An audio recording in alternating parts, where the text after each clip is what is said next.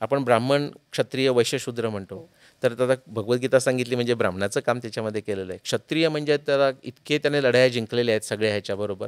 शाल्व हा सगळ्यात शूर होता, त्याचं विमानसुद्धा होतं सौभ नावाचं. कृष्णाकडे विमान नव्हतं तरीसुद्धा त्याने शाल्वाचा पराभव केलेला आहे. हे आपल्या भारतामध्ये आता दाखवून देतं ना. पूर्वी लोक घाबरायचे, आता पाकिस्तान काय करेल काय करेल, आत्ता काय करून दाखवलं ना आपल्याने, आणि ते सुद्धा 45 मिनिटामध्ये काय 50 मिनिटामध्ये. तर तसं त्याने सगळ्यावर त्याचा विजय संपादन केलेला आहे. महाभारत युद्धामध्ये तर त्याने पूर्ण आपलं कौशल्य वापरून पांडवांना विजय संपादन करून दिला. म्हणजे ते आपण जे क्षत्रिय म्हणतो ते झालं. वैश्य कृषी गोरक्ष वाणिज्य त्यातलं तो तिन्ही गोष्टी करत होता.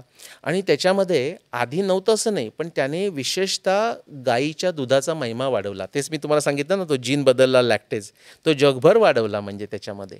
सो गाईचा महिमा म्हणून तो गोपालक असा झाला. आणि जो शेवटचा म्हणजे आता काय म्हणायचं शूद्र, आता त्याचं 2 फक्त उदाहरणं देतो.